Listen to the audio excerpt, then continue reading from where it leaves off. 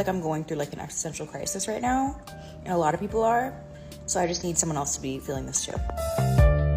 Okay, so that TikToker is referring to bin Laden's letter to America that he wrote.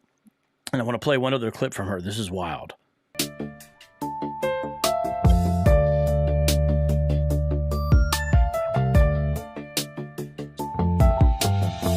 TikTok users this week discovered a new life-changing author, Osama bin Laden.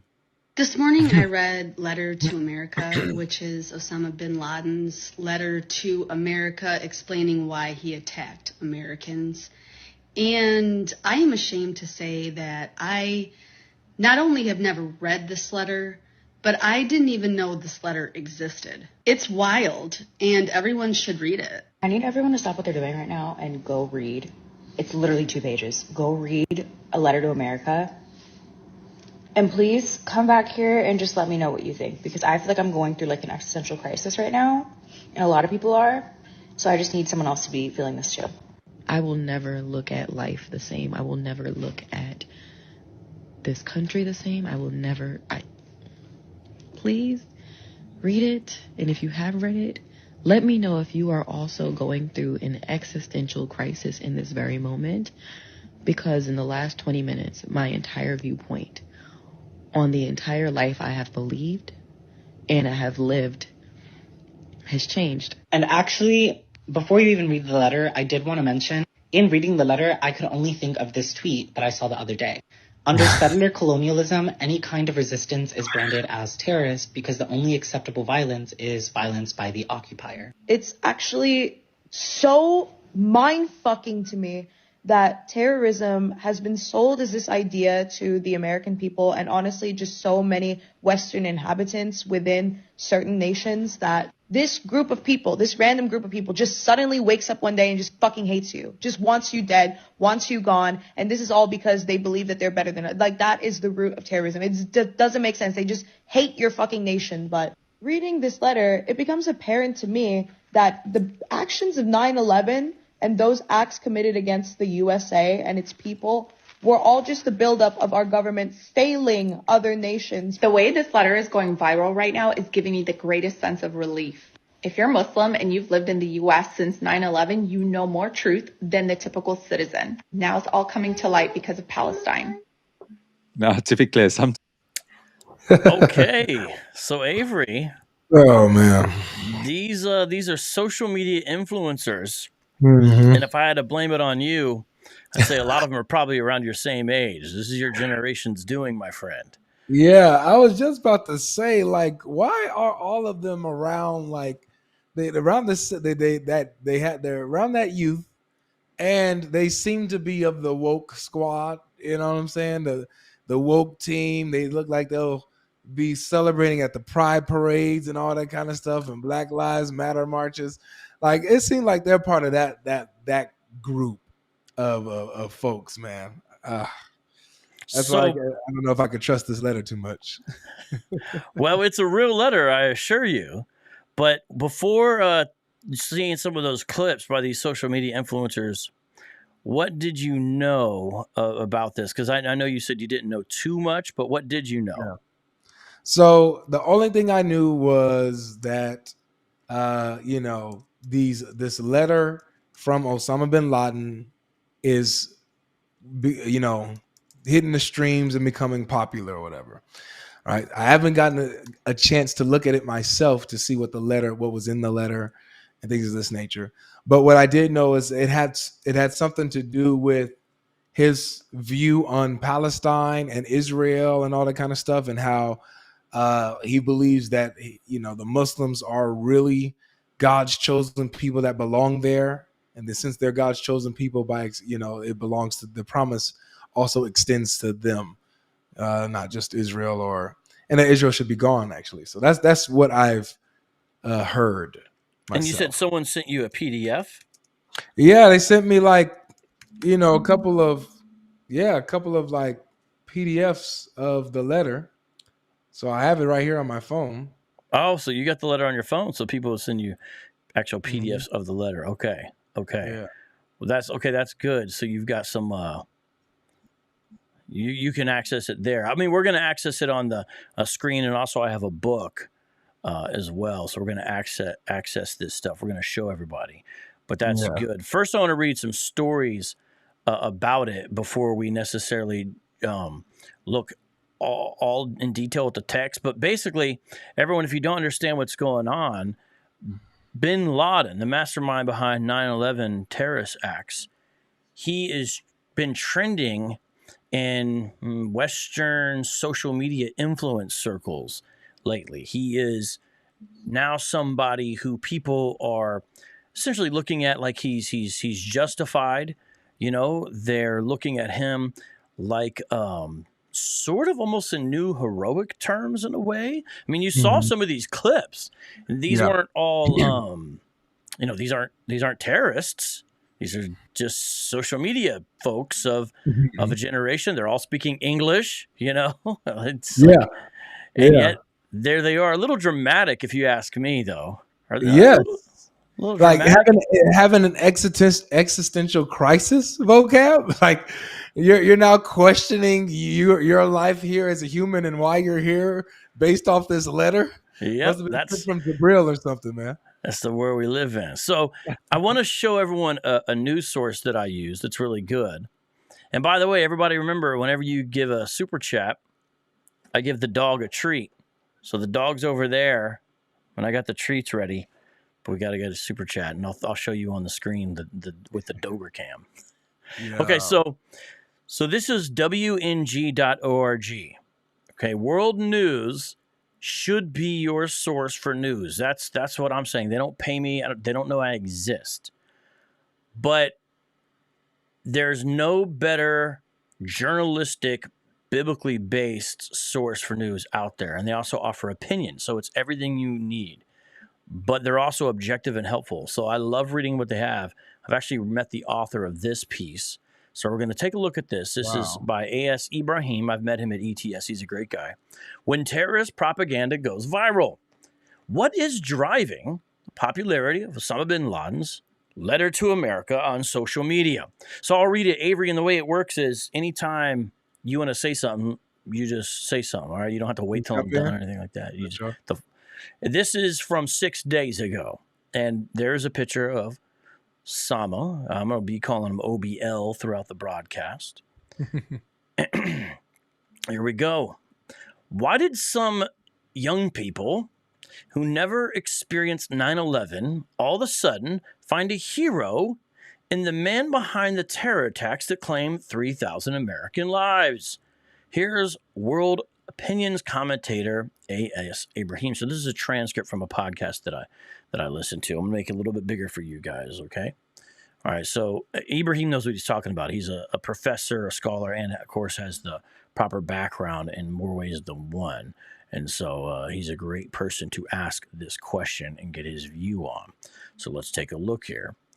For more than 22 years, the majority in the West has rightly considered radical Islamist Osama bin Laden to be an evil terrorist. By the way, full stop, everyone. There, that works. Period. Dot. However, in a confused world, largely driven by social media clicks, some young Americans are now sympathetic to the orchestrator of the 9/11 attacks. They are glorifying him as a hero and claiming his actions were justifiable. Many TikTok users with large followings, but not God logic, have been encouraging their followers to reevaluate bin Laden's message and image and actions. In particular, these young keyboard zealots naively claim that bin Laden was seeking to resist the evil of American support for Israel. So here's the thing. Everyone should understand this popularity for this letter directly ties in to what's going on overseas. That's when people started reading again. What do you think of the timing there?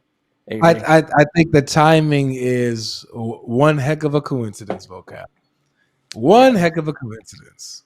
Yeah, it's so strange that when terrorists do terrorist things, you know, bad things, then that's when they like get popular and get support. The timing is so strange. Notice the people that are supporting them. It's the so-called woke kind of generation, man. they usually have, if anything comes out that seemingly villainizes America, they are hung go for it. They are with it 100%. You know? It's real sad. And by the way, everyone hit the like button on this program, please. Make sure you hit the like button. Make sure you subscribe. Make That's sure you right. hit that bell. And you definitely want to subscribe to God Logic Apologetics, one of the best folks out there engaging with Muslims and Islamic theology on a regular basis on social media. Continuing this piece, some TikTok users came across bin Laden's infamous letter to America, an open letter that he reportedly issued 1 year after 9/11. By the way, everyone should understand this is ad hoc. He wrote this after 9/11. In this letter, bin Laden tried to justify killing Americans precisely because of U.S. support of Israel. He also criticized the United States for rejecting the Islamic Sharia and its governing system. Now, isn't it crazy that this is in the letter? What would it mean for these TikTok users, Avery, to be under Sharia law? What would that look like for your favorite TikToker? Well, number one, I don't like to assume a lot of things about people, but one of the young men on there seemed to be a little feminine. And if I were to make a judgment, I would say that he's probably gay. And if he was living under Sharia law, he would not be alive right now. His head would be gone. And so would, if anyone else is on there, one of them woke folks let's say one of them is a lesbian, gone, if they're under Sharia. So with them promoting him as a hero and, saying that he just wanted justice and freedom to, all that kind of stuff. All right. You're going to mess around and find out. You don't want to mess around and find out. Yeah. And, we don't want that to happen. So that's why, we're doing a show like this partially. And so I'm hoping people will listen and pay attention. But this is true. Continuing on, the letter went viral when TikTok users shared it and encouraged a large number of followers to read it. They are literally spreading terrorist propaganda. I can't even criticize Islam without having a video, get knocked off YouTube, like Islamicize Me or something like that. But these guys are reading bin Laden's letter, telling other people to read it, giving it love. Now, some changes have happened. They've removed the hashtag for it, some things like that on some of the platforms. But, the damage has been done. Yeah. And encouraged large numbers of followers to read it. Many TikTok users declared they had made a discovery into the supposed reason behind the decades-long Israel-Palestine conflict. Simplistically, many concluded that America and Israel are the oppressors, while the Palestinians are innocent victims. Now, to the live chat, question. Is Osama bin Laden Palestinian? To the live chat, does everyone know the answer? The answer is no, he is not Palestinian. It's all irrelevant. Another question, Osama bin Laden, poor? So was he poor, guys? Come from an impoverished family? No, inherited great wealth. No way. Yeah. So he not an oppressed, ignorant guy, not a Palestinian, but somehow he is still apparently being oppressed. First, it is evident that uncontrolled social media consumption by young Americans leads to grotesquely misguided ideas and creates propagandists and sympathizers for terrorists. Guys, understand this is true. Avery, do you know people who get most of their news from TikTok? Personally, no. I can't hang around people that are like that. So not in my circle, no. But I see it. I see it done where, oh, did you hear about it? Where'd you get that from? Oh, I saw a video on TikTok. They get their news from TikTok, their information from TikTok, a lot of their apologetics from TikTok. Yeah. That's I've got a stat right here, Avery, that you may find interesting. This is per News Nation. 32% of young adults get their news from TikTok. So it's a good thing you're on there, right? It's a very good thing that I'm on there. It's a good thing you're on there. Yeah. 32%. Wow. Now, do you think that's a good place to get your main news from? Of course not, man. Unless you're getting it from God Logic, Apologetics, I would say y'all need to stop listening to all these other, all these. If it ain't these got logic, it candies. ain't news. It ain't news, boy. It ain't. If it ain't God logic, it ain't no logic, man. Yep. Come on now.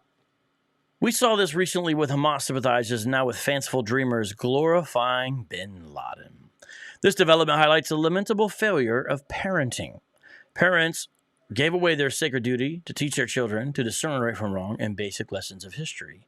In this case, the unmatched role the United States has played in world affairs and the unique good America accomplished in many ways. Remind you, the author is a Middle Eastern man.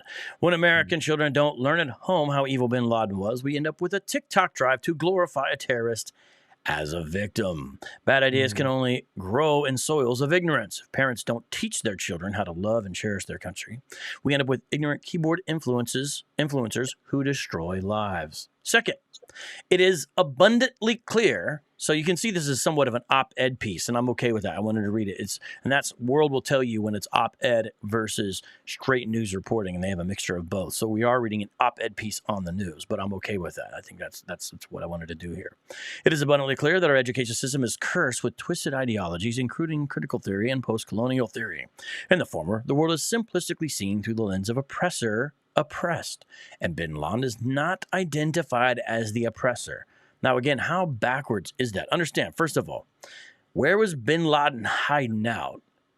What country when 9/11 went down? The only country that would have him starts with an A, ends with a Fanganistan. No. Afghanistan. And Afghanistan is one of the most oppressive countries under the Taliban out of all the Islamic republics. Out of all the Islamic republics, it was the worst. And in fact, I'll probably tell the story till I die. When I was talking to Elton Simpson, a.k.a. Ibrahim, and he made a critical comment about the Islamic republics of the world because I was talking to him about it. And I was like, yeah. He's like, well, they're not really. Basically, he said they're not doing it right. And I was like, what do you mean? They're trying to follow Sharia. He's like, yeah, but they're not actually actuating it the proper way. He gave Saudi Arabia as an example of not doing it how you should do it. I said, well, then who is doing it the way it should be done? And he said, pre-9/11 Afghanistan. That was the only country that met his muster. Now, he went on to try to kill Robert Spencer in Texas. This is a friend of mine here in Phoenix. So this is what he said. My point to try to show you is this is Afghanistan. This is where he is. Clearly part of the oppressors. In the latter, the Western nations are portrayed as merely bad colonizers who have done no good whatsoever in the world. Here, too, bin Laden's image is not a terrorizer of innocent people, but a resistor of bad Westerners. And I want to tell you guys something. The terrorist leaders are not dumb. They almost always have graduate level education and could be successful in any venture they chose. They just chose to be successful in evil. Yeah. My point by saying that is they know there's a self-hatred within the West. They know this about the education system. They play into this. On bin Laden's hard drive, they found a bunch of those truther documentaries. Wow. Meaning he's sitting around in his little compound there watching documentaries about people theorizing that he didn't do it. Wow. I bet he got the biggest kick out of that. So these guys are very aware. By the way, they also found a crap ton of cat videos. On bin Laden's hard drive, there's a whole bunch of cat videos along with strange anime videos, I guess. But I guess he was a well-rounded guy. I don't know. All right. Here, too, bin Laden's image is not a terrorist of Islam, but a resistor of bad Westerners. These sick ideologies gave way to other poisonous ideologies like Islamicism, especially as our schools shield Islam from any critical evaluation. In this confused environment, bin Laden's letter to America becomes celebrated, although it is a textbook of harmful claims and radical Islamicism. Let's be clear. Bin Laden was an evil terrorist and mass murderer, not a victim. His glorification on social media carries a loud warning for every good American. There is malicious ignorance and fanciful lunacy circulating in our midst, and a lot of it's on TikTok. Poisonous ideas must be exposed and defeated. We cannot afford to lose this fight. Now I'm going to go back He's to right. yeah. What do you think of the article there? So God Yeah, Logic, it was brilliant. It's brilliant because he's right, man. Literally on TikTok, so many people, me personally, I get flagged a lot, banned a lot, videos taken down because Islam is literally considered a protected group, quote unquote, a protected group on TikTok. So you can't say certain things, you can't say too much about them, not too much criticism, or else TikTok will come for you. While they're allowed to curse Jesus, put up videos of pictures of Jesus on the cross, clowning him, or peeing on what's depicted as the Holy Spirit, stuff like this. They're able to do all of this stuff and get away with it, but they're a protected group. You cannot do the same with them, man. So he's right. Like in our schools, Islam is protected. In our society, Islam is protected and popularized. Like it's the popular thing to become a Muslim. Like that's the popular social thing to do, is become a Muslim. So he's right, man. Yeah. Do you remember It's what dangerous. happened when ISIS started getting popular? All these ladies from the West went and became these guys' wives. Wives, yeah. Yeah. What do you know about that? Have you ever seen that? There's like a parody of it. No. There's a parody where they interview the wives who've like converted. I haven't watched it all, but I've seen some clips. It's pretty funny. That's hilarious. No, yeah, I haven't seen that, man. I'll definitely watch that. You finally send it to me because that's hilarious. Yeah, let's see here. What is this link again, though? What is this link? You said world something? Oh, I actually dropped it in the live chat. So if you go into the live chat, I'll actually pin it right now. But so he has two different pieces. That's from a transcript. I linked to the article proper. It's a little more formalized, but I wanted to read the transcript because it had a more of an op-ed feel. But if you look in the live chat, it's right there under, I put, let me see where to go. Article link. Here, I'm going to pin it right now. By the way, it's pinned to the top. Just click on there, wng.org. I did start an opinion. Did you know OBL is popular on TikTok? You guys, if you didn't know, that's good because that's why you're watching this. So you don't have to say you did if you didn't. So it's interesting. 62% of people in our poll, and this is, we're a pretty informed audience, they didn't know that he was trending. They didn't know this was happening. Yeah. And so that's a case. Another thing you may not know is that we have a new rule. Whenever we get a super chat, the dog gets a treat. And you can see her looking up already because okay, just hold on, just wait. So Jay Fry gave our first super chat of today. So with every super chat, there's a super treat. My Doberman's name is Adrian, and Adrian's very excited. Just wait. There you go. Good girl. That's from Jay Fry, Adrian. Okay, so just hold your horses, Adrian. You'll see if any more come in. So thank you, Jay. Adrian's happy. Okay, I want to read this related to this in a way, but we're going to go back to some of this TikTok stuff. But this is also pretty wild. It is the fact that apparently since the Hamas attack, there's been a trend of young progressive women converting to Islam. Yep. So I'm gonna read this. This is related. This is what we're here to talk about today. Did you know about this, Avery? Yeah, there's a popular TikToker. I forgot her name, but since the Hamas attack and stuff like that, and what's going on in Israel, she has a huge following, a couple 100,000 followers, and was doing this like daily reading of the Quran with people. Would have like 7,000 people watching. And then just converted probably like, want to say a week and a half, 2 weeks ago. So it started wearing her hijab. I read some of the interview. I heard some of the audio from what you're talking about. Yeah. Mm-hmm. Yeah. So let's read about this trend. This is it is crazy, man. This is just crazy. This is from November 20th, 2023. And just look what it says here. Progressive Western women converting to Islam, sharing reasons on social media since October 7th Hamas attack. So that's the catalyst. Activist Ayan Hersey Ali tells Dana Perino young people are completely confused about their identity. Now there's a video here, but we're going to look at the story here a little bit. All right.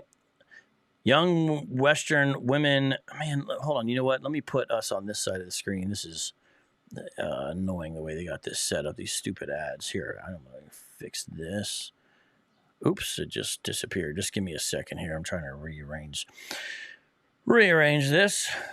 If you're just coming in, we're covering some of the trends on social media that have been happening since these Hamas attacks. And the wild thing is people are pretty much, they're into this. And so we're sharing how people are liking Osama bin Laden's letter to America, how that's hot and that's trending. And also you got people converting to Islam as well. And so we're here to look at that. Young Western women inspired to convert to Islam as war rages in Middle East. Hoover Institute research fellow Ayaan Hirsi Ali joined America's newsroom to discuss why she believes these young women have absolutely no idea what they are getting themselves into. None. All right. Yeah, and this is wild, man. It's crazy. The chick, she was when I first saw her, she was like, I just can't believe this Quran. Like, it's just so beautiful. Like, I'm like in chapter 4, verse whoopty whoop. I'm like, she was past verse 34, vocab. She already read the beat your wives verse. She got past that verse and still saying that it's so beautiful, this book, and da da da da da. I'm like, did you read verse 34 of that same chapter? Maybe she heard the excuse that it's only with like a toothbrush or something. Maybe if you just tap her like you tap your screen, you know that's what you're supposed to do. That's literally an example that I got. I always get the toothbrush verse. Everyone tells me it's like hitting her with a toothbrush, man. That's it. All right. Well, it's also important to understand, though, when you talk about a Muslim toothbrush, you're talking about a stick. Anyways, a growing number of young progressive women are converting to Islam, citing the Israel-Hamas war as motivation for the conversion. And they're documenting their journey on social media. Hoover Institution research fellow Ayaan Hirsi Ali issued a warning on the new trend during America's newsroom. Our young women are throwing away their freedom with the decision. You are converting to throwing away your freedom as a woman, Ali told Dana Perino on Monday. Islamic scripture, Islamic law, Sharia law, and Islamic practice is crystal clear about the position of women, and it's inferior to men. Your testimony is half that of a man. Your husband can beat you. You have absolutely no freedom. Everything is about your guardian having authority over you. First, your male father, and then later on, your male husband. And if those aren't even available, even your own male son has authority over you. She continued. By the way, everything she's saying there is true. Yep. So if that's what they want to revert to, good luck with that. The left-leaning women making the decision to convert have shared their religious diversion on TikTok, with many wearing the hijab, reading the Quran, attending pro-Palestinian protests, and even learning Arabic as they accuse Israel of genocide. One activist, Alex, who is self-proclaimed leftist queer gremlin. Is that on your is that one of the main people you follow, man? Hey, I had never heard of this. Don't you do that. I never did this. Yeah. I never did none. But I wanted to share. Can I share a hadith really quick? Oh, definitely share a hadith. Explain to the audience who doesn't know, even though most people know, what is hadith? Yeah, so hadith are their extra Quranic sources. So it's not Quran, it's just outside the Quran. It's the sayings and teachings of Muhammad, the things he did in life, what he taught, what he said, the things he practiced, things of this nature. And so you have his companions that narrate things that they heard him say or do in situations, So in this one, this is it's a book called Sunan Abu Dawud, right? It's a collection of hadith, and this is number 2146. Sunan Abu Dawud 2146. It says this. It says Ilyas ibn Abdullah ibn Abu Dubab reported the messenger of Allah saying, "Do not beat Allah's handmaidens." Right? So that sounds pretty good. Sounds pretty nice, right? Vocab, don't beat them, right? Don't beat Allah's handmaidens, his servants. Don't beat them. Sounds good, right, Vocab? You can affirm, right? Good. Hold on. You know what? While you're doing this, I'm going to give you your own screen. Just give me a second while you're talking. I'll need All to right. change the word on there because it's for the last guest. But go ahead. Now you got your own screen, man. Oh, yes. Yeah. There we go. So, so do not beat Allah's handmaidens. This is Sunan Abu Dawud 2146. But it continues. It says, but when Umar came to the messenger of Allah and said, women have become emboldened towards their husbands, he, the prophet, gave permission to beat them. So at first Muhammad was like, yeah, nah, don't beat them. But then one of the homies came and complained and said, yo, they got bold. You know what I'm saying? They talking back. They got attitudes now. He says, okay, you can beat them now. Right? That's the prophet of Allah. And then it continues, says, then many women came around the family of the messenger of Allah, complaining against their husbands. So the messenger of Allah said, many women have gone around Muhammad's family, complaining against their husbands. They are not the best among you. So the women who are coming to Muhammad, seeking help and complaining about their husbands beating them, Muhammad says those type of women are not the best of women. The ones who are complaining about getting smacked around. So just take it on the chin, ladies. Take it on the chin, you Western woke folk. Y'all got it. There you go, man. That's Muhammad for you. Yeah, I mean, is that the kind of, and the thing is, you may be like, oh, that's just Muhammad. But understand, everybody, Sharia law means applying Islamic law to a society. And it, of course, starts with the Quran, but it also looks to the example, the Hadith, especially certain Hadith. And so you have to say, okay, well, how did Muhammad, because he's the best example, how did he rule on this issue? So this is very serious, everyone. Understand how serious this is. It's a big deal. Yeah. So continue with this story, this wild, wild story. One activist, I think you should change your profile to this, by the way. Alex, who is a self-proclaimed leftist queer gremlin. Someone needs to copyright that. I can't believe they got that before. Took her shahada. So what's taking the shahada? What's that mean, God Logic? Taking the shahada is basically pronouncing your faith in Islam. That's when you basically become a Muslim. You say that there's one God and that Muhammad is his messenger, and now you're a Muslim. Yep, got to have some witnesses, and that's what you do. Shortly after purchasing the Quran to officially dedicate herself to the Islamic faith, she was supposedly inspired by another social media user, Megan Rice, after she detailed the Palestinians' ironclad faith in the wake of the war.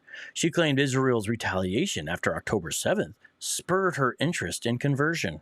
Now, she wears a jihad and holds live recordings of the Quran after founding the virtual World Religion Book Club. But even as critics say the trend is a rebellion against Western culture, Ali argued the renewed interest in the religion is a symbol of a confused generation that is battling moral dislocation. That's a good word, I think. Yeah. I think that it's a manifestation of the moral dislocation of the West that we're going through, Ali said. I think we've failed these young people. Campuses are politicized. They use the word hate this. They use the word hate this and safe to death. But it's really the introduction of a political ideology that is anti-Western. It's anti-American. It's all about tearing things down. Now you have a generation, the latter numbers, the one who are born later, the millennials and the Gen Zs, who are completely and utterly confused about who they are and where they stand, she continued. And there's an example there. War has raged in the Middle East since Hamas massacred more than 1,200 Israelis on October 7th. The terrorist group reportedly burned people alive. I've seen the pictures, including children, and raped and paraded women's bodies in the streets of Gaza. I've seen the video, as part of the heinous attack on the Jewish state. As a result, many pro-Palestinian, pro-Israeli protesters have taken to the streets of major cities and even across college campuses of some universities garner backlash for refusing to condemn anti-Semitism in the wake of war. Ali argued the United Nations failed in standing up for women post-massacre since the institution is corrupt, and noted how shocking it is to see women who have converted to religion following the unprecedented attack. I think the United Nations has failed, and in other news, water is wet, in that because the United Nations is corrupt as an institution and has been so now for many decades, Ali said, they've been co-opted by the people who want to erase Israel. What happened to young women on the 7th of October wasn't a secret. It's not something that you have to investigate. Hamas paraded these women, the rapes, all of that is on these GoPro cameras. and it's there for the whole world to see. You know, you talk about Me Too. Like, what about Israel Me Too? My goodness. It's shocking that women are converting to Islam after they've seen these images, she continued. The Me Too movement is completely silent on this. All their prominent Western feminists are completely silent on this, but every weekend and every week now, we see hundreds of thousands of people, well-educated, privileged, who call themselves progressive, marching for what? Marching for the supporters of Hamas to erase the only democratic nation in the Middle East. All right. So, Avery, you've seen... You've heard, before we look at this letter, I was going to take a couple comments from the live chat, but I want to make sure I get comments from you too. Yeah. Have you ever covered or debated any related issues to this, you know, treatment of women, or have you ever? No, I've stayed away from the like political side of all of this stuff. You know, it's more political to me. And so that doesn't really scratch my attention, but it's interesting. It's interesting, but yeah, no, I haven't debated Palestine or Israel. I haven't done that. I've seen discussions. Yeah. Well, let me throw you a couple of comments and see you want to comment on this. Warrior Woman, this topic is crazy. My daughter's age group are the ones watching the viral Osama bin Laden stuff on TikTok. Cray cray. Yep. Gotta inform your kids, man. Keep them informed, man. Because if you don't, TikTok will. Yeah, I know. Well, does Warrior Woman come around your channel? You see her? Not that I know of.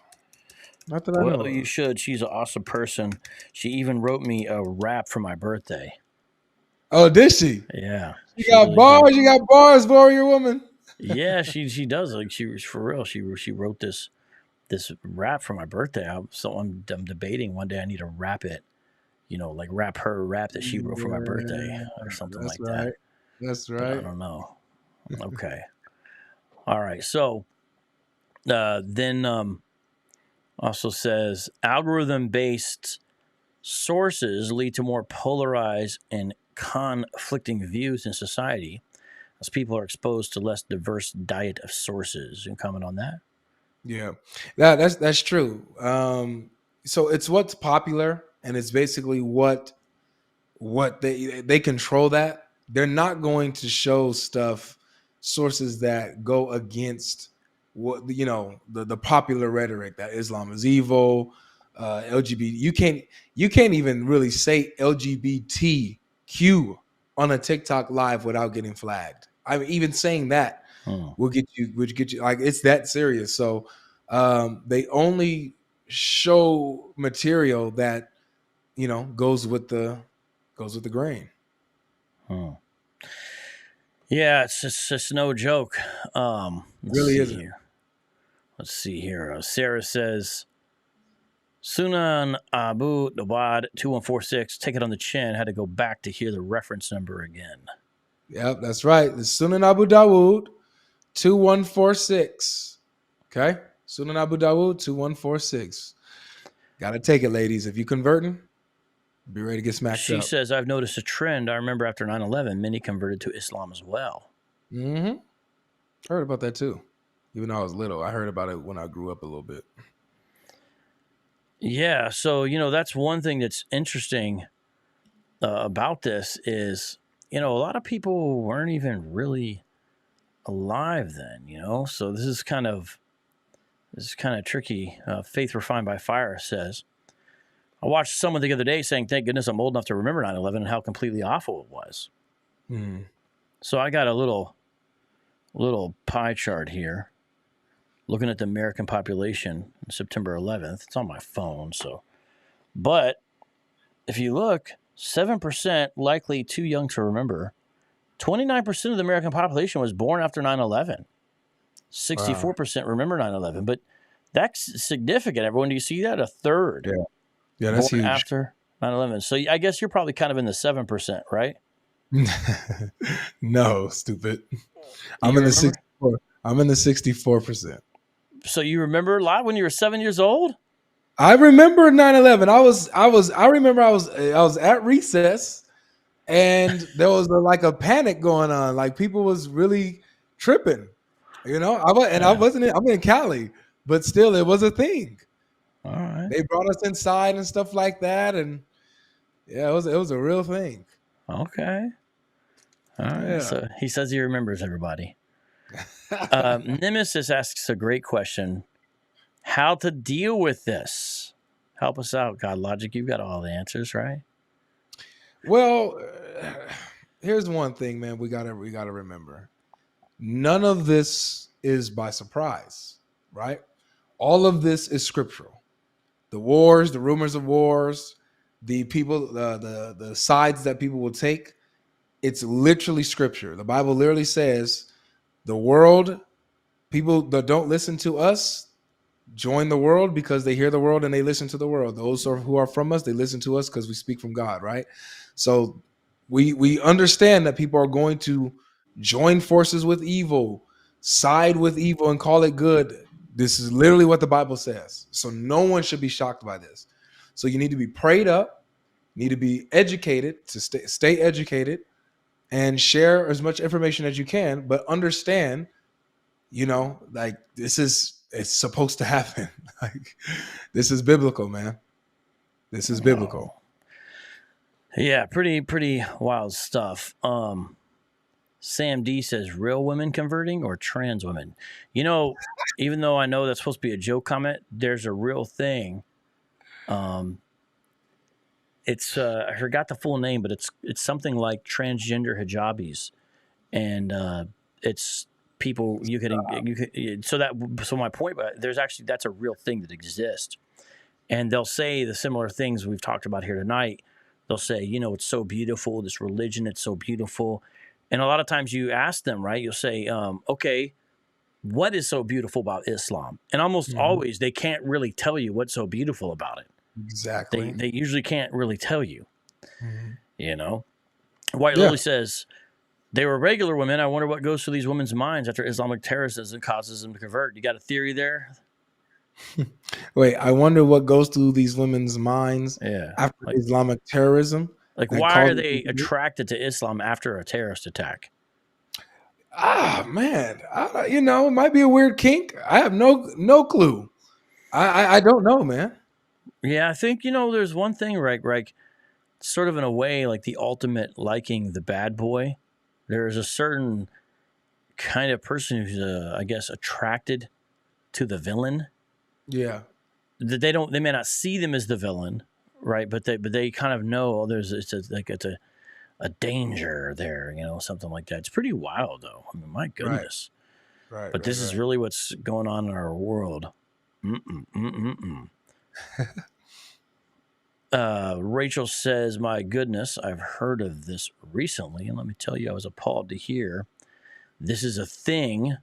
Nemesis says something's wrong with the times we lived in, and Rachel says, can you just tell me these people are far overly dramatic? What is it with drama and social media? It helps, doesn't it? Existential crisis. Oh my goodness.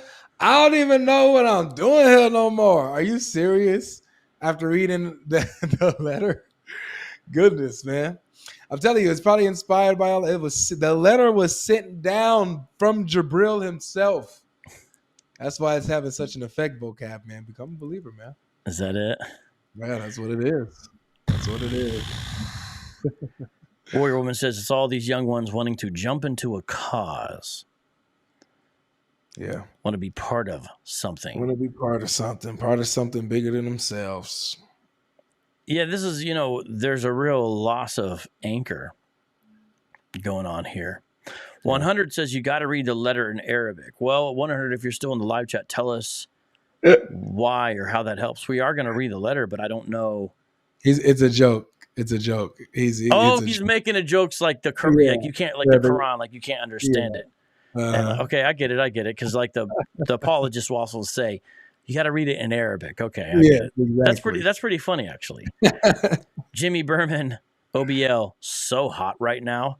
Reminds me of Zoolander. Oh, that is a Zoolander joke. You remember? You remember the Will Ferrell character? Yeah. And he's like, petting the little dog, and he's all he's so hot right now. Okay, anyways. 100 says Jibril has been showing up to people lately, I guess. Exactly. Is this someone you know from your circles? You see any Yeah. on the live chat that's from your side of things? Yes. He's the Batman of everything. He's the one behind the scenes who knows everything about everything. This guy here. Wait, what do you mean? Tell me what you mean. He puts me up on game. Like Oh, for real? he can create a channel in months and get like 100,000 subscribers. And he puts me on the cheat codes of what to type. You know, he's that guy. He's that guy. So wait, is that why your channel blew up? Is because of this guy? No, not really, but he helps. Like, you know, I've had great moments. You know, I've had some great moments. You know, glory to God. But yeah, he helps me. Like when it comes to my titles and stuff, he helps me title my stuff. He's Batman. He's Batman. Really? He's my Batman. Fascinating. Mm-hmm. His servant asks, why is the alphabet community supporting people who are against them, strange bedfellows? Why is the alphabet community supporting people who are against them? 100 says, Allah knows best. See, there he is. Well, yeah, because even in the letter, they're going to bang on certain practices. I'll just put it this way. His servant, the left is uniting with Islam to get rid of conservatives. They realize that Islam will go after them. What a crazy game these groups are playing. Well, it's that old, phrase, useful idiot. You know, they may get the useful idiot last, but they'll still get them. And in fact, do you guys remember in the Boom Boom Room episode that we did, what happened is we had Muhammad say he's not going to kill the safety and trust guy that works for YouTube. And the reason is because he's helpful, he's useful, so he keeps him around. Mm-hmm. Andrew says, who or what is OBL? It's my way to refer to the guy who likes to wear white, who had something to do with 9/11. I thought you guys would know that. I guess I'm like the only one who knows that, but that's all right. Okay, so you got that letter on your phone, because here's what I'm going to do. I'm going to show it on the screen, but you think if I need to go heat up my coffee? Sure. So I was going to ask you if you can start the reading of the letter, and then I'll jump back on. Is that all right? You want me to start reading the letter? Yeah. If you got it, if you're able to, Yeah. if you're able to. Yeah, I got it. Because I got to go heat this coffee up real quick. I've read it. I'm going to be right back. I just man. take over for a second. And then, but first I got to give the dog a dog treat here first. Here. Adrian, because I saw another super chat. So let me do that while you get that ready. And then I'll come back over. Don't worry. Yeah, whatever with the super chat. And I'll put your comment on the screen there as well. Adrian, come on. Super chat. Super treat. Okay, hold on, Adrian. Hold on. Thank you. Yeah, whatever. Because every time you get there you go. The dog gets a treat every time there's a super chat. So Adrian's happy about that, huh? Okay, I'll be right back, man. I'll be able to hear you and stuff. Just give me a sec, man. You got it? Yep. I got it. You gonna read it in your Bin Laden voice there? Heck no. I want to get you flagged. Okay. All right, go ahead, man. The floor is yours. I'll be right back. All right, ladies and gentlemen. Looks like I've taken control here. This is now the logic stream. All right, let me go ahead and pull this up for you guys and start reading this letter here. Let me find it where it was in that text message. Oh, here we go. All right. Yeah, this is fascinating stuff. I haven't got a chance, like I said earlier, to read this, but it seems like it's changing people's lives. So let's see how this goes. So it says full text, Bin Laden's letter to America, November 24th, 2002. Thank you. Greetings. So it says, please note, images may have been removed, yada, yada, yada. Okay, yada. All right. Let's see here. Online document. The full text of Osama bin Laden's letter to America reported in today's Observer. The letter first appeared on the internet in Arabic and has since been translated and circulated by Islamists in Britain. That's interesting to know. In the name of Allah, the most gracious, most merciful, permission to fight against disbelievers is given to those believers who are fought against because they have been wronged, and surely Allah is able to give them victory. Quran chapter 22 verse 39. Those who believe fight in the cause of Allah, and those who disbelieve fight in the cause of anything worshipped other than Allah. Amen, brother. You're back. There you go. So fight against the friends of Satan, ever feeble indeed is indeed the plot of Satan. That's Surah 4:76. He's quoting. Some American writers have published articles under the title, "On What Basis Are We Fighting?" These articles have generated a number of responses, some of which adhere to the truth on the basis of Islamic law, and others which have not. Here we wanted to outline the truth as an explanation and warning, hoping for Allah's reward, seeking success and support from Him. All right. While seeking Allah's help, we form our reply based on two questions directed at the Americans. One, why are we fighting and opposing you? What are we calling you to? What do you want? What do we want from you? Now go ahead. Exactly.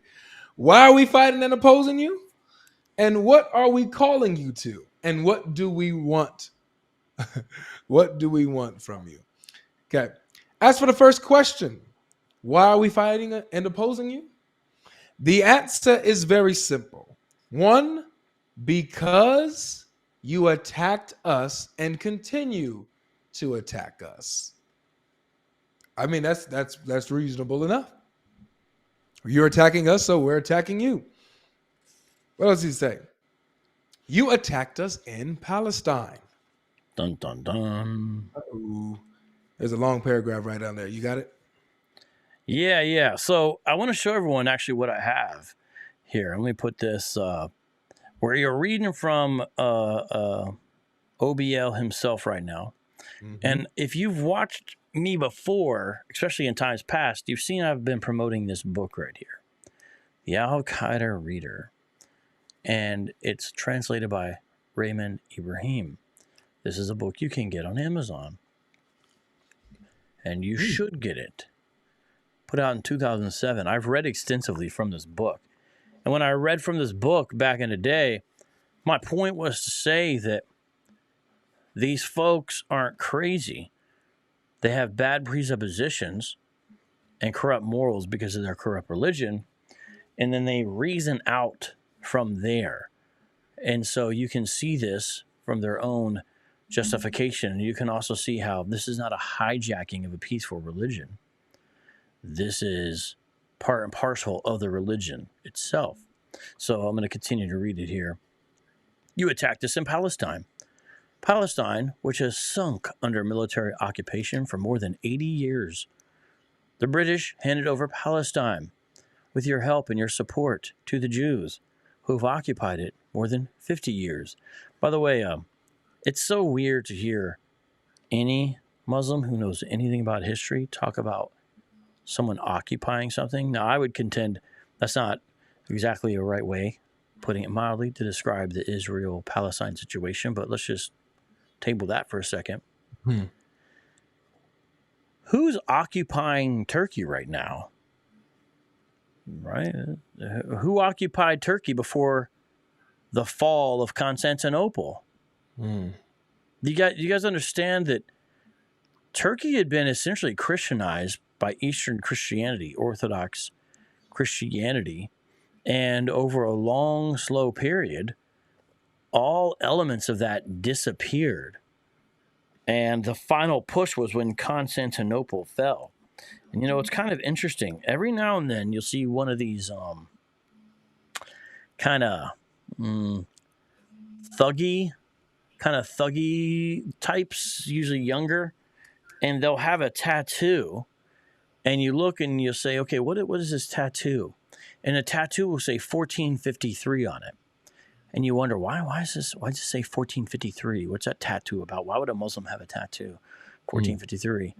That's when Constantinople fell after a 53-day siege on April 6th.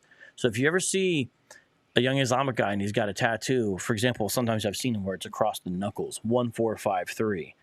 They're trumpeting the fact that it's a defeat of what was the sort of a Christianized part of the world there in the East, the Eastern Orthodox in 1453. And that's what it's about. It's a triumphalism. And so how do you know that Islam occupies everywhere it goes by the sword? Well, what did that mosque there used to be? The Hagia Sophia. Just read about it. So that's just one place I'm talking about. I'm just talking about one place now. It gets even worse when you start talking about Egypt and Iraq and a whole long list. But here, nonetheless, this is what you have. So here's what it says. Because he knows how to speak the language of the left for his religious sake. Years overflowing with oppression, tyranny, crimes, murders, expulsion, destruction, and devastation. The creation and continuation of Israel is one of the greatest crimes. So notice that Avery says, the continuation of Israel is one of the greatest crimes. Mm-hmm. And you are the leaders of its criminals. And of course there is no need to improve the degree of American support for Israel. The creation of Israel is a crime that must be erased. Wow. What do you think he's saying there? To eliminate Israel, get them all out of there, kill them all. So how is someone reading this and be like, oh, yes, this right here, this part right here? I don't understand. Oh my gosh, an existential crisis right now. Yeah. Like, what? I mean, I can just see these people, hashtag bars. They're writing it after there, He's spitting facts right now. Oh my God. Hashtag facts upon facts. Facts Each and every person whose hands have been polluted in the contribution towards this crime must pay its price and pay for it heavily. He's saying if you support Israel's continued existence, you should be killed. Just in case you're not understanding what he's saying in this viral letter. Second, it brings us both laughter and tears to see that you have not yet tired of repeating your fabricated lies that the Jews have a historical right to Palestine, as it was promised to them in the Torah. Anyone who disputes with them on this alleged fact is accused of anti-Semitism. This is one of the most fallacious, widely circulated fabrications in history. The people of Palestine are pure Arabs and original Semites. It is the Muslims who are the inheritors of Moses and the inheritors of the real Torah that has not been changed. Wow. What's bin Laden talking about there? The Torah, they've got the Torah that hasn't been changed. What's he talking about right there? I want to see it. I want to see this unchanged original Torah that he holds to, that is different from the Torah that you have in your Tanakh and the one that I have in my. I want to see this magical Torah that survived all this time. So you deal with the common folk, you deal with the Dawa guys. Yes. Explain to the audience what they say when they talk about the original Torah and the Torah that's been corrupted. What's he trying to say there? Doesn't bin Laden just sound like a Muslim apologist right now? He sounds like somebody we will find on YouTube or TikTok, man.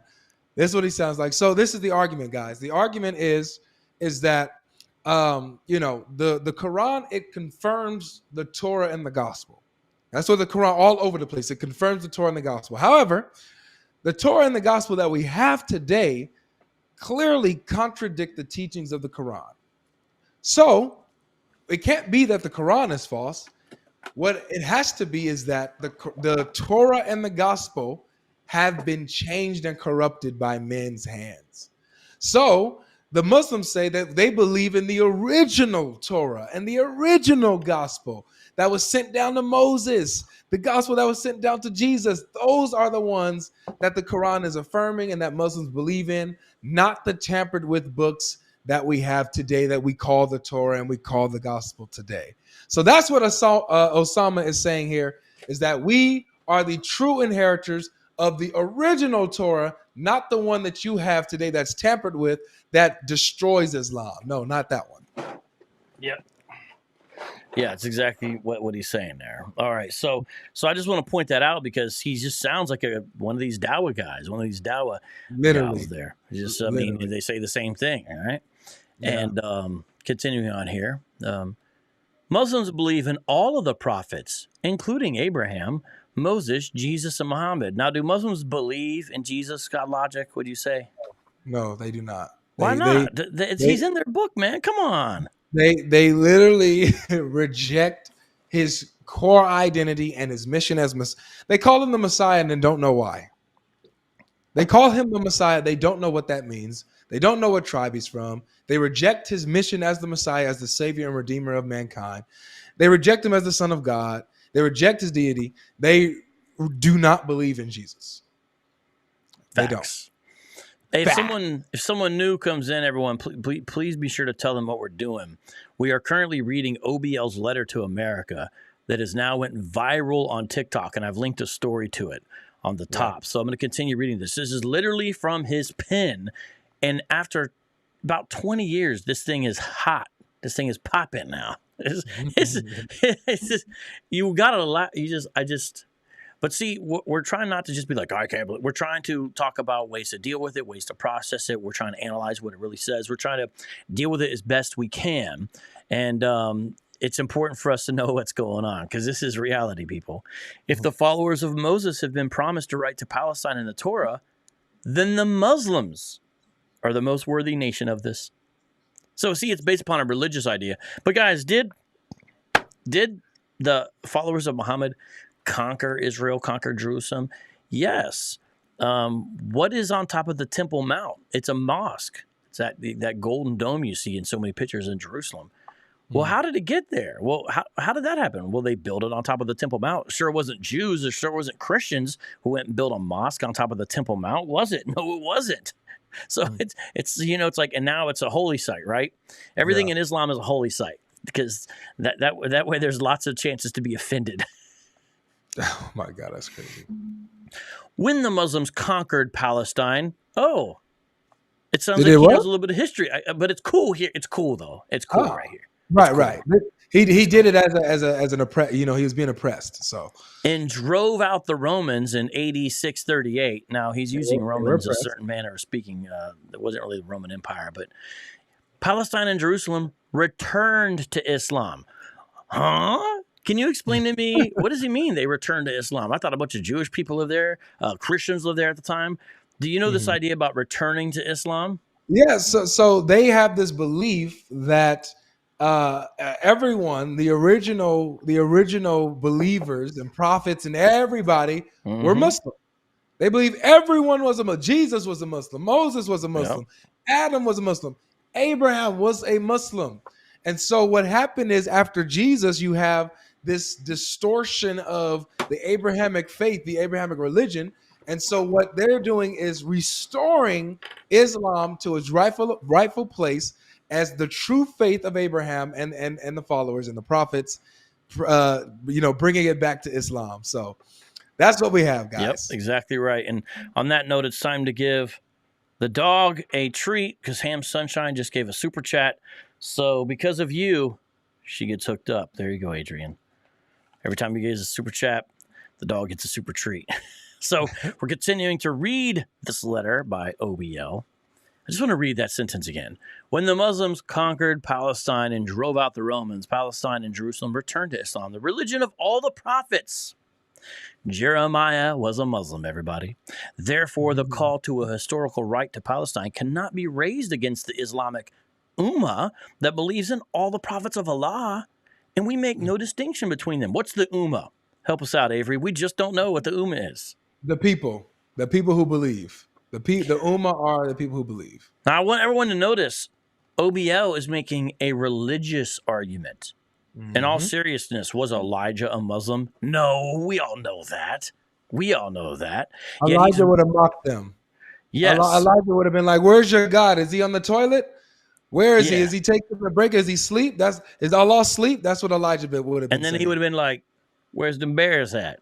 Yeah, exactly. Where's the bears at? So notice it's a religion. And if you're like, well, that's just OBL. No, this is essentially very similar to the actual reasons for the Islamic claim to Palestine in this way. It's religious. Therefore, the call to a historical right to Palestine cannot be raised against the Islamic Ummah that believe in all the prophets of Allah, and we make no distinction between them. The blood pouring out of Palestine must be equally avenged. You must know that the Palestinians do not cry alone. Their women are not widowed alone. Their sons are not orphaned alone. You attacked us in Somalia. You supported the Russian atrocities against us in Chechnya, the Indian oppression against us in Kashmir, and the Jewish aggression against us in Lebanon. You guys should look up the truth about Lebanon. It was a Middle Eastern Christian country. They let our followers, our friends who are followers of the false prophet in, and now it's been flip-flopped, and now Christians are essentially oppressed in a country that was historically theirs. Under your supervision, consent, and orders, the governments of our countries, which act as your agents, attack us on a daily basis. These governments prevent our people from establishing Sharia law, using violence and lies to do so. So what does he want? Sharia law. When does he want it? Now. Yeah, so you guys understanding this? You guys understand? This is what he. How can a TikToker read this and be like, yeah, how? Life changed, mind blown. Yeah, it's all these TikTokers. And, we got to understand. These are the influencers. These are the people who are going. Yeah, that's right. Yep, that's right. This is these young kids. Yeah, these young kids aren't rewinding tapes of Rush Limbaugh. You know what I'm saying? This is who they're watching, everybody. So understand what's going on here. All right. These governments give us a taste of humiliation, placing us in a large prison of fear and submission. It almost sounds like he doesn't like being a dhimmi. Oh, how ironic. These governments steal our Islamic Ummah's wealth and sell them to you at a paltry price. These governments have surrounded to the... I'm sorry. By the way, is Saudi Arabia selling its wealth at a paltry price? Go over there. They've got slaves driving around in Beamers and Benzes. What are you guys talking about? And that's where he's from, by the way. These governments have surrendered to the Jews and handed them most of Palestine, acknowledging the existence of their state over the dismembered limbs of their own people. The removal of these governments is an obligation upon us. So notice, governments. He's saying also the Islamic governments who are supporting or friendly with Israel. Do you guys understand that? He's talking about removing lots of governments up in here and installing Sharia in lots of places. Yeah. It's a necessary step to free the Islamic Ummah, make Sharia law supreme, and regain Palestine. Our fight against these governments is one with our fight against you. So, interesting. Ain't this wild? Are you reading along and you got it on your phone too? Yeah. I'm reading along.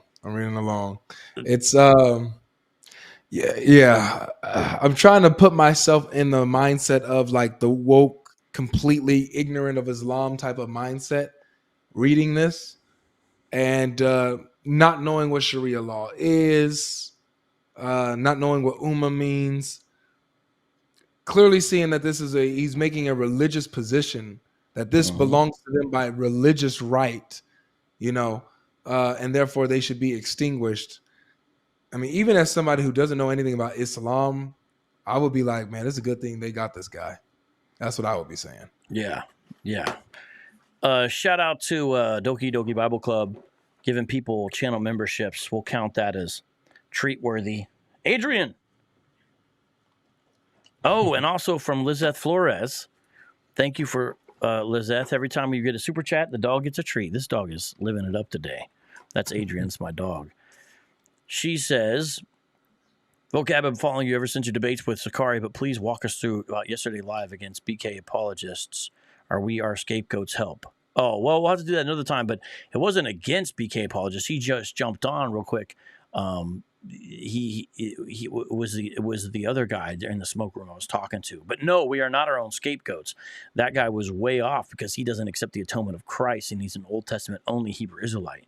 So that was the problem. So you can't be your own scapegoat. It's not possible. But that's essentially what he's saying, because he has no means for his sins to be forgiven. And that's what we're pointing out, that he's essentially in a hopeless state by rejecting Jesus. And that's the position he's in, like all false religion. But thank you for the super chat. Continuing on, we are reading this letter right now from Osama bin Laden to America. He wrote this to us. And now the TikTokers 20 years later are like, this is so hot right now. And here's what D says. You still are wealth and oil at paltry prices because of your international influence and military threats.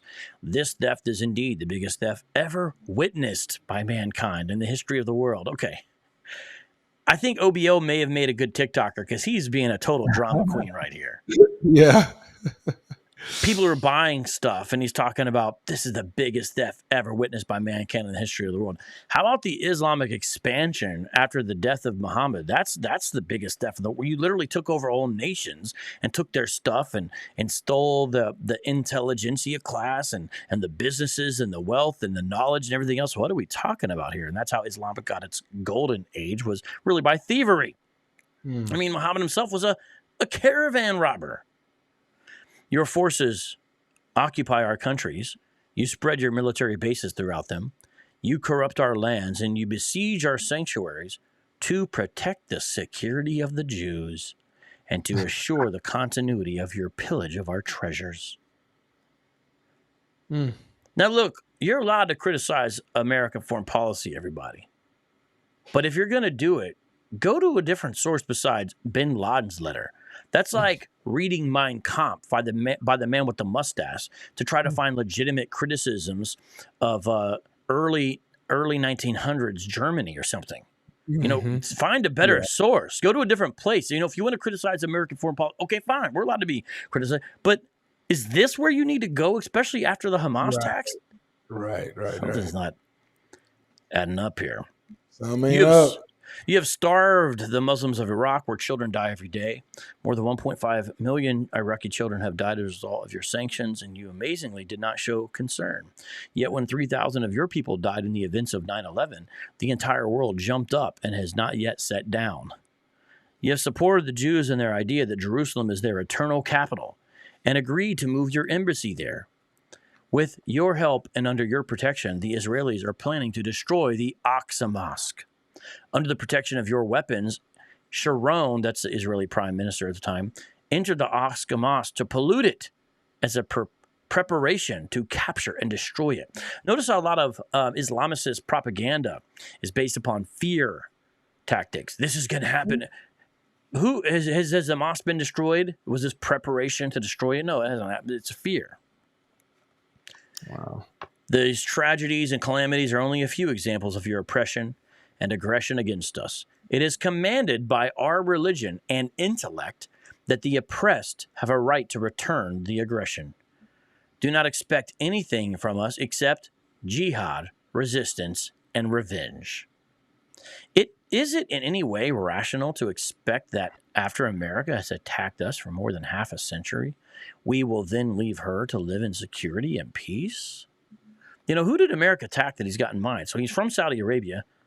America didn't attack Saudi Arabia. The reason why Saudi Arabia let American troops be there when the U.S. forces and the United forces from all over the world liberated Kuwait when Saddam Hussein invaded was because they were also concerned he was going to move in and do the same thing to them as he did to Kuwait. What about Afghanistan? Well, I remember that when I read history, I see in 1979 Russia invaded Afghanistan. And I see the United States, despite whatever flaws it has, you can say whether they should or shouldn't have done this, armed the Mujahideen and trained them, including bin Laden's people, and helped them be free from the Soviet invasion. So I'm just saying there's examples that are exactly the opposite of what he's talking about. But yeah, I'm just saying. Wow. You may then dispute that all the above does not justify aggression against civilians for crimes they did not commit and offenses in which they did not partake. So what's he about to do? He's about to argue and justify the killing of innocent civilians. Mm-hmm. Let's hear it. Yep. And this letter is hot. This argument contradicts your continual repetition that America is the land of freedom and freedom's leaders in this world. The American people are the ones who choose their government by way of their own free will through democratic elections, a choice that stems from their agreement to its policies. Thus, the American people have chosen, consented to, and affirmed their support for the Israeli oppression of the Palestinians, the occupation and usurpation of their land, and the continual killing, torture, punishment, and expulsion of the Palestinians.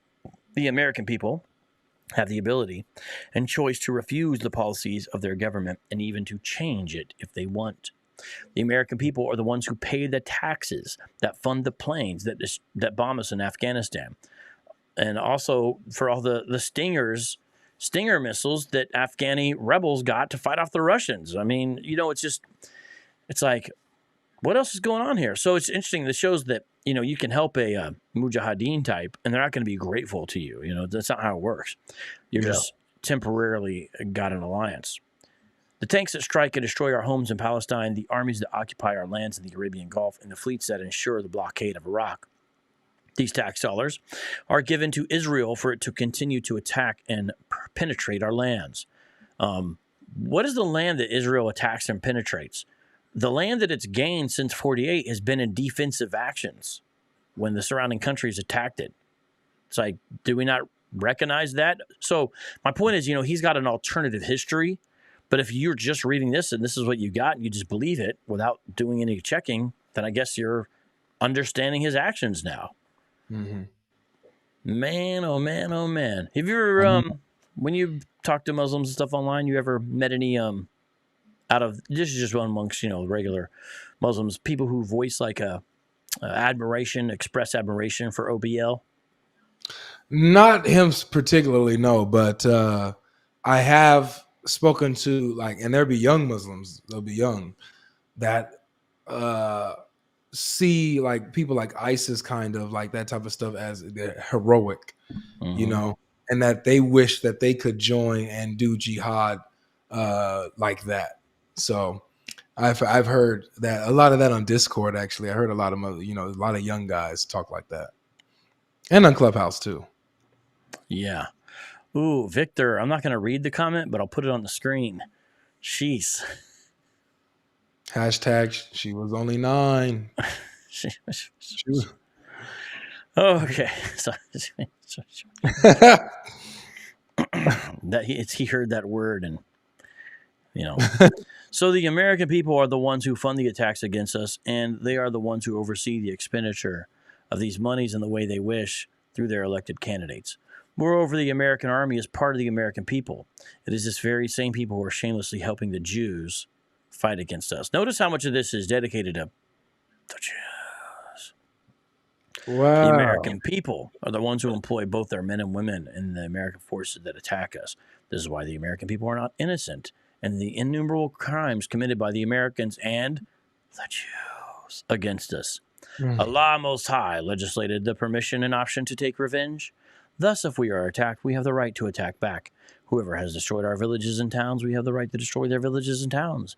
Whoever has stolen our wealth, we have the right to destroy their economy. And whoever has killed our civilians, we have the right to kill theirs. First of all, in Islam, you don't need the justification. He's trying to act like there's justification. This is what's happened. And now, but you don't even need that. Nope, you don't. All you need is matter of fact, let me just, tell us the truth. That's why you're here. Sahih al-Bukhari 4557. This is in the Hadith. Sahih al-Bukhari is their most authentic book of Hadith. Okay, can't go against it. Sahih al-Bukhari 4557. This is what it says. It says, narrated Abu Hurairah. The verse, "You true Muslims are the best of the peoples ever raised up for mankind," means the best of the peoples for the people, as you bring them with chains on their necks until they stop fighting you, until they surrender after oppressing you. No, until they embrace Islam.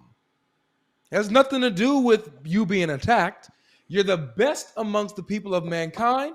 You bringing people into Islam with chains on their necks. That's Islam for you. So, Messed up stuff. People are alhamdulillah. saying I need to give the dog a treat at 100. I never made that promise, but fine, whatever. Here you go, Adrian. This is ridiculous. I think there's a limit on how many treats you should give a dog in a day. I think this is out of hand. Okay, now continuing on in this letter, which is really it's a lot of just pretext. You can see this. This is pretty fascinating. I'm going to go to right here. Bada boom, bada bing. The American government and press still refuse to answer the questions. Why did the 9/11 hijackers and their accomplices attack us in New York and Washington? If Sharon is a man of peace in the eyes of President George W. Bush, then we too are men of peace. America does not understand the language of manners and principles, so we address it using the language it does understand, saying force and violence. As for the second question we want you to answer, what are we calling you to do? And what do we want from you? This is the dawah portion. This is where bin Laden turns into the Muslim evangelist, as it were. You're right. A dawah-gandist. The first thing that we are calling you to is al-Islam, the religion of Tawheed. What's Tawheed? Tell us what that is. Tawheed is the belief in the oneness / uniqueness of Allah. So that he is absolutely unique in his essence. There's nothing like him in creation. You cannot compare anything like unto him. He's one and one alone. And so that's what Tawheed is. So yeah, that's basically it in a nutshell. Mm-hmm. Now check this out. We're calling you to freedom. So look at this. This is what he's saying he calls Americans to. The religion of Tawheed, of freedom from associating partners with Allah Most High. So bin Laden wants Americans to be free from associating partners with Allah. Now, first of all, most Americans don't do what he's saying, even though he's describing it wrong. Mm-hmm. What's he saying, everyone? When he's saying associate partners with Allah, what's he saying, Avery? Help us out. Help us understand. He's saying that you Americans worship Jesus, mm-hmm. and you put him as a partner with Allah, an idol or a false god. You're polytheists, and therefore we need to free you from this perversion. We need to free you from this. So that's what we want. So everyone, bin Laden wants your freedom. He wants you to be free from calling Jesus Lord. Mm-hmm. In rejection of such blasphemy, of complete love for him, the exalted, of complete submission to his Sharia, and of the discarding of all the opinions, orders, theories, and religions that contradict with the religion he sent down to his prophet Muhammad. Islam is a religion of all the prophets and makes no distinction between them. So I'm going to skip through. So the letter is kind of long. Look how many pages it is in the book. I'm going to skip through some parts here. Much? Yeah. We're not going to be able to read it all. But I do want to read this point B under this. When he talks about what kind of religion it is. Listen to this. It is the religion whose book, the Quran, will remain preserved and unchanged after the other divine books and messages have been changed. The Quran is the miracle until the day of judgment. Allah has challenged anyone to bring a book like the Quran, or even 10 verses like it. Umar did it. Tell us, man. Tell us. This is an interesting challenge. I mean, they literally have in their own sources that someone, a companion of Muhammad, did this. That he brought verses that were multiple people brought verses that that are like the Quran. So we have Umar, for example. Umar. He says this, oh man, I love sharing this one. Let me just get to this real quick. Shout out to Alton Johnson in the live chat. Everyone, please subscribe to Alton Johnson. He's got a great channel, does great work, and is a great apologist. And he makes the comment, yeah, it hasn't been changed since the Uth monarch revision. Yeah, that's right. What you got for us? So what we have, we got another hadith, Sahih Al-Bukhari 4483, Sahih Al-Bukhari 4483. Whenever they try to say, oh, can you bring something like it? Bring something like the Quran. This is the challenge of the Quran. Say, Umar did it. Umar did it. Show them this. Sahih Al-Bukhari 4483, narrated Anas. Umar said, I agreed with Allah in 3 things. Or said, my Lord agreed with me in 3 things. I said, O Allah's messenger, would that you took the station of Abraham as a place of prayer. So that's when they begin to, I guess, turn their direction towards the prayer, whatever. I guess Umar is the one that suggested this at first, and then it became a verse in the Quran. I also said, O Allah's messenger, good and bad persons visit you. Would that you ordered the mothers of the believers to cover themselves with veils. So the divine verse of al-hijab, i.e., the veiling of women, were revealed. Why were they revealed? Because Umar already said it. So how Umar said it, that's how it appeared in the Quran. So here we go again. We have here, it says, so the divine, I came to know that the prophet had blamed some of his wives. So I entered upon them and said, you should either stop troubling the prophet, or else Allah will give his apostle better wives than you. Thereupon Allah revealed, it may be, if he divorced you, his Lord will give him, instead of you, wives better than you. That's chapter 66, verse 5. So this hadith is telling us where these verses came from, not from Muhammad, but from Umar. So if you want to ask who did it, Umar did it. He already fulfilled the challenge. So I guess the Quran is not from Allah. Alhamdulillah. Let's not. Yeah, so, you could read through this letter we're reading, written by OBL, and you could agree with some of it, because there are sections, you can find in here where he points out hypocrisy of America, and he's not wrong about everything. I wouldn't read this letter, though, and say I had an existential crisis, because being as a Christian, some of this I would have already thought, because some of the moral critique he makes is legitimate. Yeah. But I don't think a mass murderer is in a great place to make moral critiques of anybody. Especially an unrepentant one who's planning on doing more and celebrates such acts. Well, but I want to read some more of this. I'm skipping now, if you're able to follow along, Avery, where it's a section that is got, how do I say it's labeled? They only sent me 4 pages of it. Okay. Well, so I want to read this part. Okay. This is 0.5 under one of the sections. It's hard to say, but this is page 206 of this book I have. We also advise you to pack your luggage and get out of our lands. We desire for your goodness, guidance, and righteousness. So do not force us to send you back as cargo in coffins. That's right. Tell them like it is. Oh, tell them like it is. Oh, don't be hiding. Yeah, man.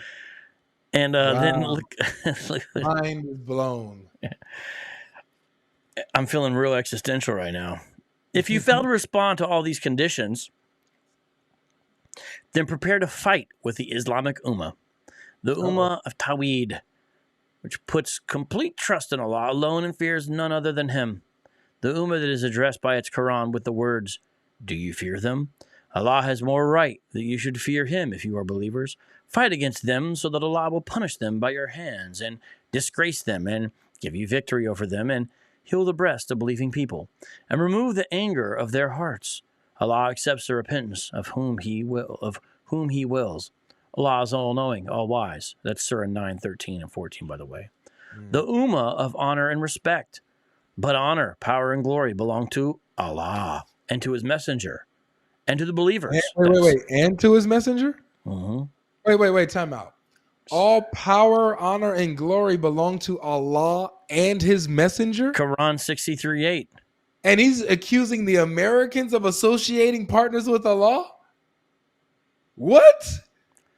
MashaAllah, Snakbar, this is terrible. Astaghfirullah, he just committed shirk. Sounds like it. By quoting the Quran, though. By quoting the Quran. So he should send out some of them guys against himself, man. Come on, Osa. Come on, like, after I wrote this letter, He's like, hey, Ahmed. After I wrote this letter, I felt rather guilty when I quoted 63:8. Could you please send a squad to get me tomorrow? Maybe that's how the SEALs found him. So do not become weak against your enemy, nor be sad. You will overcome if you are indeed true believers. This is just pep rally talk, from the Quran about fighting people. The Ummah of martyrdom, the Ummah that desires death more than you desire life. This is literally what his letter says, and people are into this. Let me read that again. This is page 207 of the book, but it's from his letter. The Ummah of martyrdom, the Ummah that desires death more than you desire life. Why would some? I'm feeling like maybe the TikTokers didn't make it this far into the letter, maybe? Well, it's crazy because I'm glad you read that part, because I heard quite a few of the Islamic apologists say that over this time. Muhammad Ajab said that at a rally. Some other apologists I can't name off the top of my head said that. I think I don't want to. I'm not going to say if I don't know for sure, but yeah, I've been seeing a lot of these guys say that exactly. We desire death more than you desire life. I wonder it's like it's people don't do it as much anymore, but where they would show a video and then people would be like, strange flex, bro. You remember those videos? This is what I feel like when I read this. We desire death more than you desire life. I'm like, strange flex, bro. All right. All right, there. Like, what? Yeah, that's crazy. That's then crazy. Then it says this: think not of those who are killed on the way of Allah as dead. Nay, they are alive with their Lord, and they are being provided for. They That's rejoice. chapter 2, right? And what Allah is, this is 169. 179. And then he quotes the rest of it. So I'm showing you how Quranic driven this is. He quotes 169, 171. Then it says, the Ummah of victory and success that Allah has promised. Then he says this: it is he who has sent his messenger with guidance and the religion of truth to make it victorious over all other religions, even though the idolaters hate it.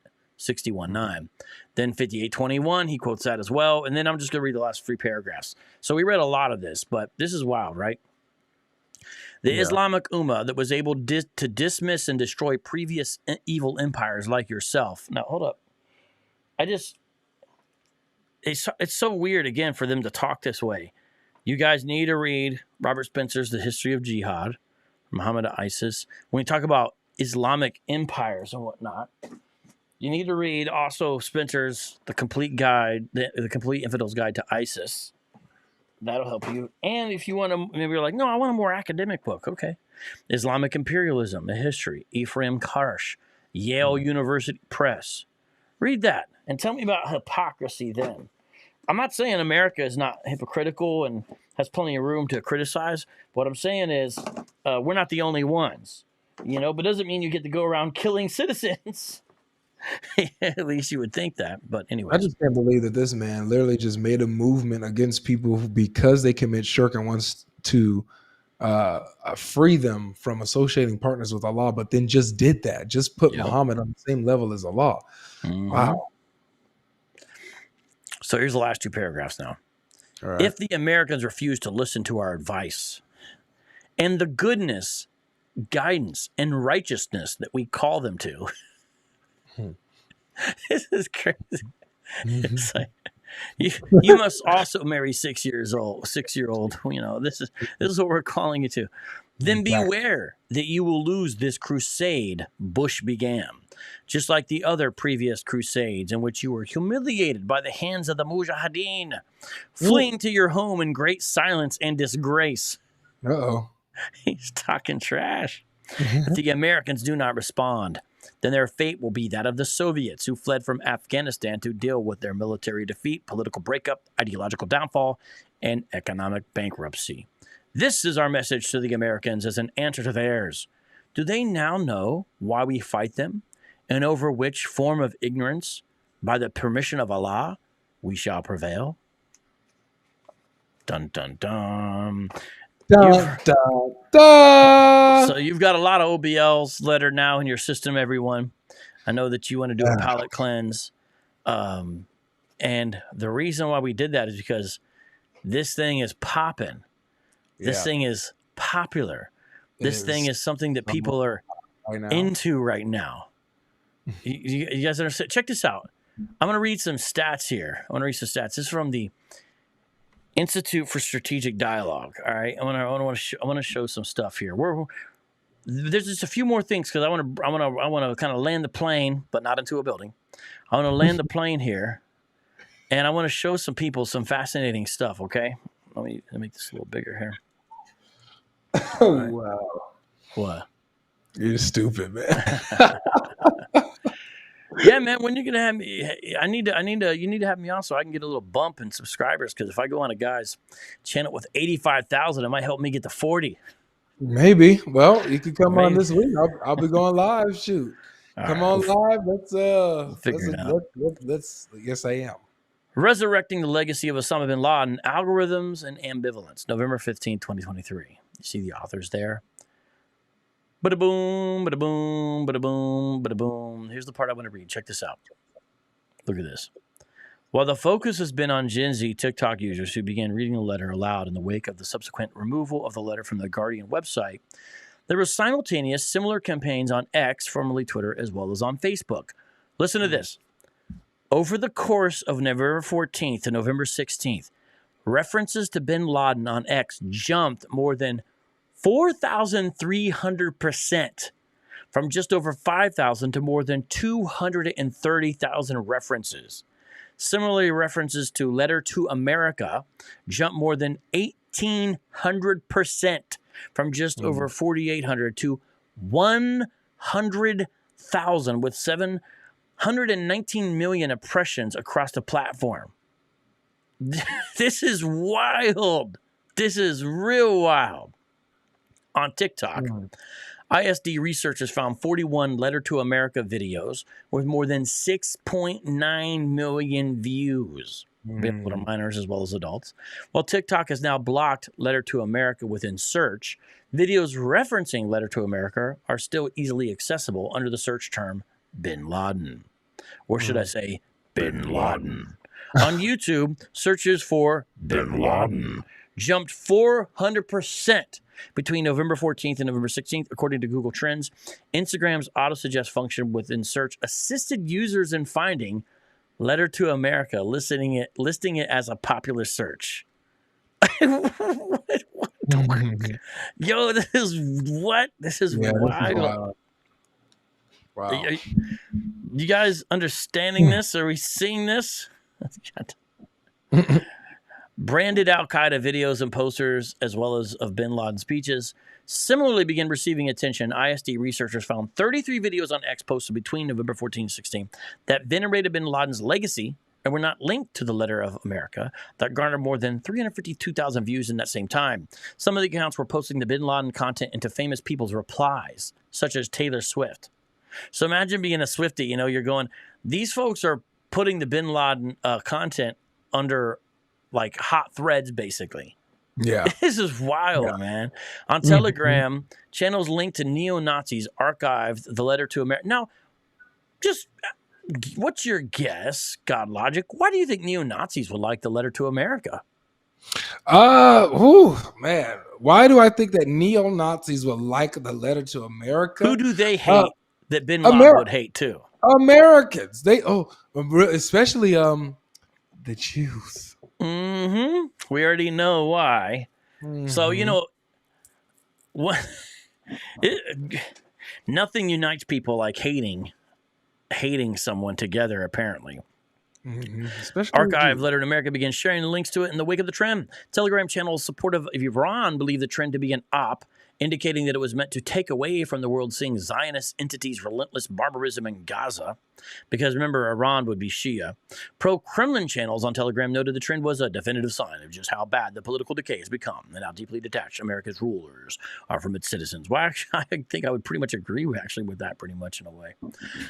Pundits and analysts have placed the onus of much of the resurgence of bin Laden's legacy square at the feet of Generation Z. So, hey, look, is this your nickname, bro? I didn't know this. Vocab Malone and Avery Ibn Logic. Is that your nickname? I have a few nicknames. What are your other nicknames? My nickname, one of the popular one is Shake Logic.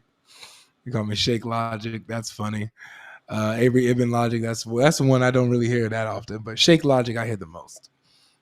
That's pretty good. Hey, everyone subscribe to Radar Apologetics. Yes. All right. So, this is wild, man. So look, there's a bunch more about that, but look, most of these platforms got rules against promoting terrorism. You know, you guys understand that. So this is a violation of the TOS, the terms of service. So this is this is serious stuff. I mean, you can just find stories about this kind of stuff everywhere, and I'm not going to read any more here today, but it's important for people to be aware of this and what's going on, and check it out. I mean, if USA Today even is covering it, it's like, my goodness, because there they are covering as well. Liquid Adderall. I hate these stupid ads.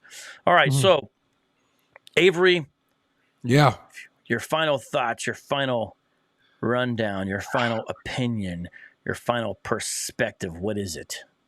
Well, one, the letter is very interesting. Getting if that's really from him, if that's really his letter, I found it really interesting seeing his point of view on things. Is he's no different than a regular kind of Muslim apologist that I would find on here that I would discuss with. He uses the same arguments, the same type of reasoning. It's no different, right? So I found that interesting, and I think it's clear when it comes to our society, that younger generation that tries to hop on a hype bandwagon. Islam is always a sensitive one where you can get a lot of praise for defending it, and you look like a good person for defending this so-called oppressed group, right? And so I think that a lot of people feel like they are something, they're somebody when they're defending Islam and making a case for it, since it's the minority, it's oppressed and attacked. Always the media puts it in a bad light, yada yada yada. So I just think that that's clearly what we're seeing, man. And it's sad. It really is sad, but it's biblical nonetheless. It's biblical. And the boomers are going to blame it all on you guys, man. So you gotta. I'm not part of this. I'm not a part of this. I'm saying your generation and stuff. Is that my generation? They're not my generation, are they? Well, I don't know. Are you a millennial? Let's see. Hold on. I'm 94. So hey Google, when were the millennials born? Let's see.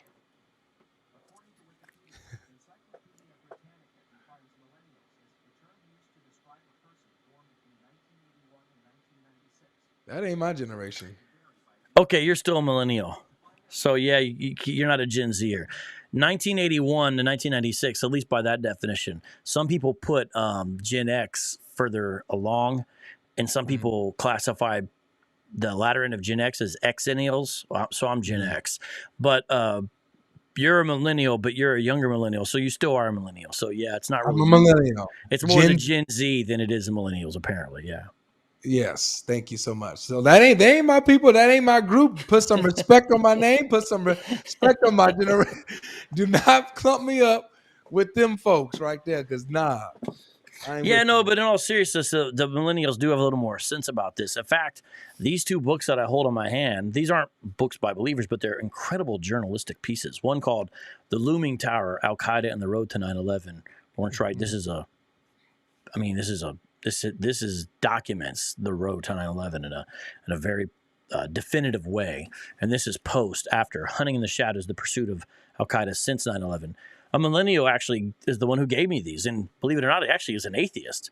So a millennial atheist is the one who gave me these books as a gift and said, these are great reads, that I should check them out. So I just use that as anecdotal evidence that apparently you guys are doing a little bit more better. All right, the dog gets final little two treats there for Weaver J50 Super Chat and Loaves of Bread Super Chat as well, because every time you guys give a Super Chat, Adrian, who's ready when she hears the sound, gets a super snack. Super Chat, super snack. There you go.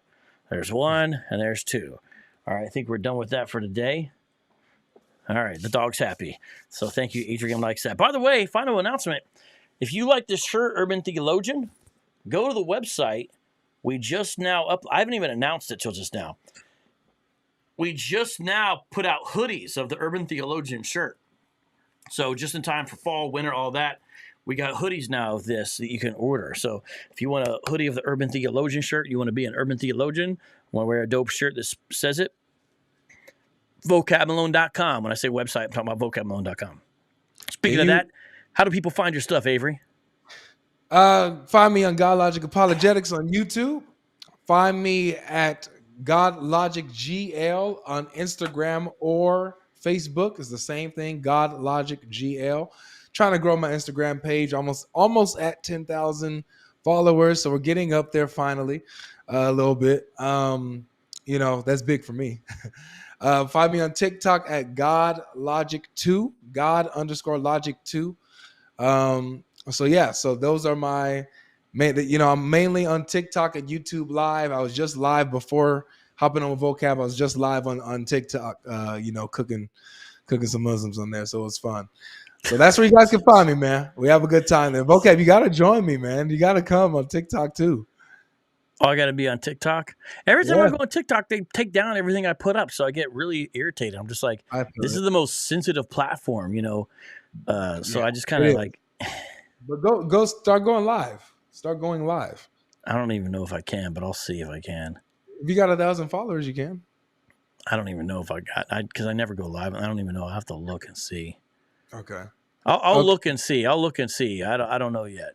Would you also be able to help me with my merch? Because I have merch ideas. I want to get sweaters and stuff going, but I am unguided. I don't know how to do that. Yeah, I mean, I can give you some limited help because I have people that help me, but I can put you in contact with them and then give you a few tips from what little I know. So yeah. Thanks. All right. Well, I appreciate anything you do. I appreciate it. Yeah, man, no doubt. Well, everybody, thanks for coming through. Listen, we are going to be, I don't know if I'm going to be live tomorrow. I might just do a video premiere tomorrow, but we are going to be live Wednesday. I'm going to be interviewing Darius West. Darius West just put a brand new documentary out about the history of Christian hip hop. It's really dope. And, it's part of what I promote on this channel, obviously, because I think it ties in with urban apologetics. Thursday, I'm supposed to be talking to Judah Natsara, the leader of the Torah Knights Hebrew Israelite group. Interesting fella. I talked to him a little bit on the smoke room the other day. Then I'm also going to be having an interview coming up with the one and only Inspiring Philosophy, Michael. But I don't know what day that is yet. I'm trying to find out the date of that. But it's supposed to be about the Christmas and the holiday stuff and all that. So I'm looking forward to that. So just keep your eyes and ears peeled for that. All right, I think that's pretty much it, man. Guess we got to pretty much go. Let's try to do something later this week, my man. Yeah, I'm down. Like I said, I'll be live again. I'll be live this week. Usually doing like kind of my little free flowing, letting non-believers come up and discuss. I would love for you to join me on those, man. Yeah, I mean, I could also come on and read this letter. You know what? So if you want, we could do a Osama segment on the channel as well. You want to do that? Yeah, I'm down. Yeah. Okay. Yeah, sounds good. So yeah, we'll do an Osama segment on God Logic as well, guys. All right, Tuesday or Friday, one of those or something like that. We'll do Friday. All right, let's do Friday. Friday would be good for me, I think. All right, let's talk. All right, God bless you all. Peace out. Come back tomorrow or whenever we're next live, and make sure you join us again when we look into the overlooked. All right, peace out, y'all. Peace. Thanks for joining me, bro. Thank you. Thanks, Vocab. Yes, sir.